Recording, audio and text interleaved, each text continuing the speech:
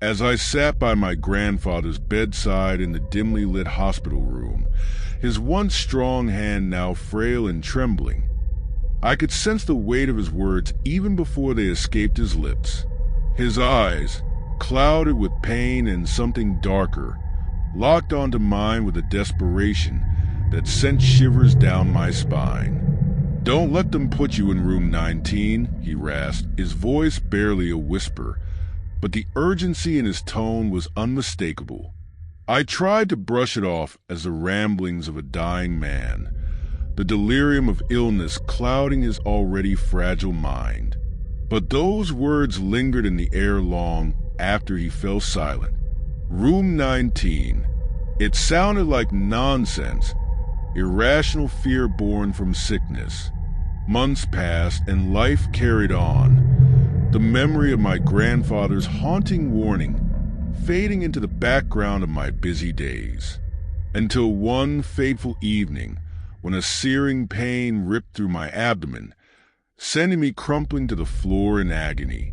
The paramedics rushed me to the hospital, the sterile walls blurring past as they wheeled me through the maze of corridors. As they prepped me for surgery, a sense of unease crept over me, a familiar chill dancing down my spine. And then, as I was wheeled into the operating room, I saw it. Room 19. The shock of seeing that number etched on the door sent tendrils of fear winding through me, igniting a sense of foreboding that I couldn't shake. I tried to push the memory of my grandfather's warning aside, to chalk it up to coincidence, but as the anesthesia pulled me under, the last thing I saw was that cursed number hanging above me like a dark omen.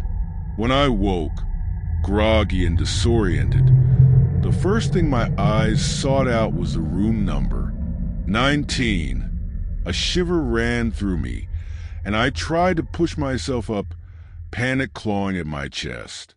But I was too weak, too drained from the ordeal I had just been through. As the days passed, I couldn't shake the feeling of being watched, of unseen eyes boring into me from the shadows of the room. Nurses and doctors came and went, their faces kind but their eyes holding a hint of something else, something unspoken. And then the nightmare started, dark visions that seemed to bleed from the walls of room 19, twisting and curling around me as I lay paralyzed in the grip of terror. I tried to convince myself it was just the stress of the surgery, the trauma of the experience manifesting in my subconscious. But deep down, I knew it was something more, something sinister lurking just beyond the edges of my reality.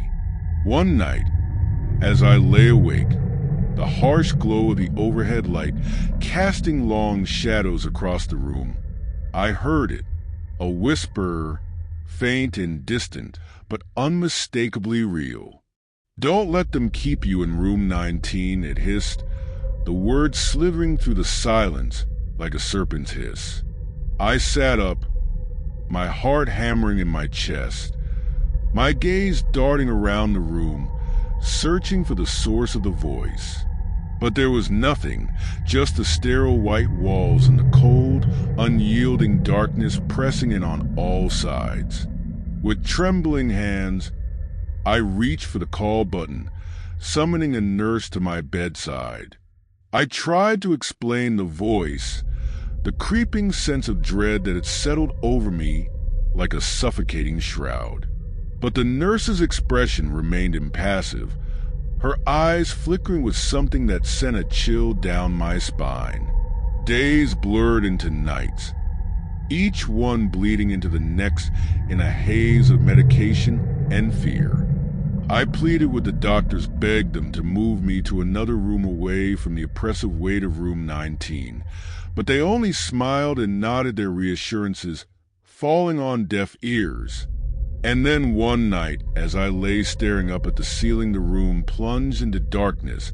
The machine stuttered and whirred, their steady hum faltering, as if caught in the grip of some unseen force. Panic seized me, icy fingers tightening around my throat as I struggled to breathe in the suffocating blackness.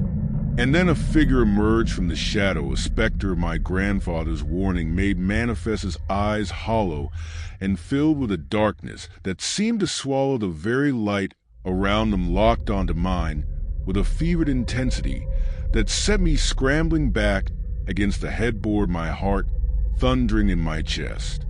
Room 19, he whispered, his voice a phantom echo of the man I once knew. They never let go of those who enter. You must find a way out before it claims you too. I wanted to scream, to run, to escape the suffocating grip of that cursed room. But I was rooted to the spot, my limbs heavy and unresponsive as the figure drew closer, his presence a looming specter of dread. And then, as he reached out a hand to touch me, the lights flickered back on, flooding the room with harsh, unforgiving light. And the figure was gone, vanished into the shadows like a nightmare shattered by the dawn. In the days that followed, I fought to make sense of what had happened, to cling to the threads of my sanity as they unraveled before my eyes. The doctors, the nurses, they all spoke in hushed tones, their gazes flickering to room 19 as if drawn by some unseen force. But I refused to be cowed by the darkness that lingered in the corners of that room, the whispers that echoed through the silence like a siren's call. With each passing day, I mustered the strength to push back against the shadows, to defy the fate that seemed to await me in room 19. And then one morning, as the first light of dawn filtered through the window, I made my escape. With trembling hands and a heart heavy with dread, I slipped from the confines of room 19, leaving behind the specter of my grandfather's warning and the darkness that clung to its walls like a shroud. As I emerged into the cool light of the corridor, a sense of liberation washed over me, the weight of the room I had left behind falling away like chains broken at last. And though the memory of room 19 would haunt me for the rest of my days, I knew that I had defied its grasp, that I had slipped through the cracks of fate and emerged on the other side, whole and unbroken. And as I stepped out into the world beyond, a sense of awe and wonder filled me, the knowledge that I had faced the darkness and emerged into the light, stronger and braver than I had ever believed possible. And though I carried the memory of room 19 with me, a whisper of warning in the depths of my soul, I knew that I was free, that I had escaped the clutches of a nightmare made real, and that I would never again be held captive by the shadows that lurked in the heart of that cursed room.